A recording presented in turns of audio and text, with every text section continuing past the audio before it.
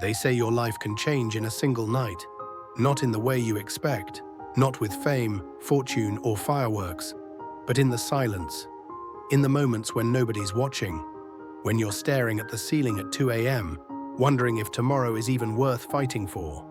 For some, it's the night after another rejection. For others, it's the night after losing someone they love. And for many, it's the night they feel invisible, forgotten, stuck in a life that feels like it's slipping away. That night feels endless, heavy. It's when the weight of every failure, every doubt, every cruel word you've ever heard piles up on your chest until you can barely breathe. And you start to wonder, what if this is it? What if my dream was never meant for me? What if I should just let go? But here's the truth most people don't realize. Sometimes, the night you're closest to giving up is the very night that sets your tomorrow free. This is the story of Michael Parker, a young man who stood on the edge of quitting, not just on his dream, but on himself. And the choice he made, on one rainy night, became the night that changed his tomorrow. Michael Parker was 26 years old, a warehouse worker in Ohio. Every morning, he woke before the sun, pulled on steel-toe boots, and worked long shifts stacking boxes heavier than his own dreams. But behind that tired smile, Michael carried a secret. Since high school, he had dreamed of becoming a musician. His old guitar leaned against the wall of his small apartment, dusty, strings worn, but still whispering possibilities. He used to play in his garage, writing songs about hope, about life, about freedom. But somewhere along the way, bills, responsibilities, and the voices of doubt grew louder than his music. Friends told him, "Come on, man, nobody makes it out there. Be realistic." Even his father once said, "Dreams don't put food on the table." So Michael played less and worked more. And slowly, the dream began to fade. One rainy Thursday night, Michael drove home after a brutal double shift. His body ached, his spirit even more. When he opened his mailbox, there it was. Another rejection letter from a small record label he had sent his demo to. It read, "Thank you for your submission, but your music does not fit what we're looking for." He crumpled the paper in his fist, his hands shaking.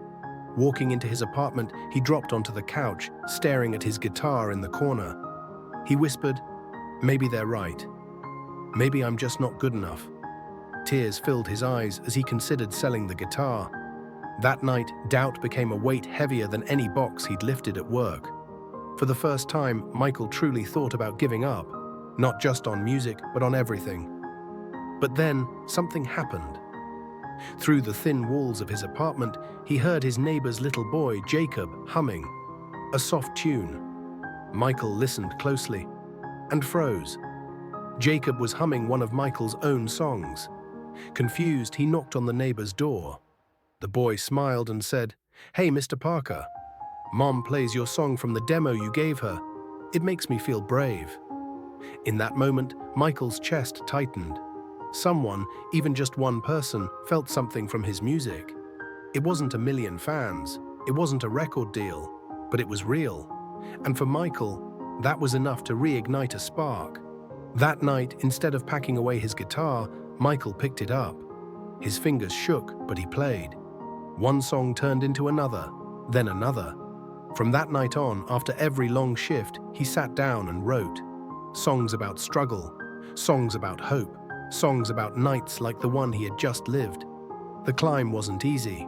He played at small coffee shops where no one listened. He uploaded videos online that barely got 10 views. He worked until his hands blistered, both at the warehouse and on the strings of his guitar. Friends drifted away, some mocked him, bills piled higher, but Michael kept going. Because he remembered Jacob's words, "It makes me feel brave." If his music could touch even one soul, it was worth it. Months turned into years. Slowly, his songs began to spread online. A few hundred views became a few thousand. Emails started coming in. "Your song helped me through a dark time. Your words gave me strength." Michael's dream wasn't about fame anymore. It was about impact. 5 years later, Michael stood on stage at a small but packed music festival. Not a stadium, not millions, but hundreds of real people singing his lyrics back to him. He looked out at the crowd and saw Jacob, now a teenager, smiling proudly in the front row. Tears filled Michael's eyes as he strummed his guitar and sang the song that once made a little boy feel brave. In that moment, Michael realized he had made it. Not because of fame, not because of money, but because he chose not to quit on the night he almost did. Michael's story is proof of something powerful. Dreams don't die when others doubt you. Dreams die only when you stop believing in them. The night Michael almost gave up became the night that changed his tomorrow, because he chose to keep going. And maybe, right now, you're standing at your own breaking point. Tired, defeated, ready to quit. But remember this, you don't need the whole world to believe in you.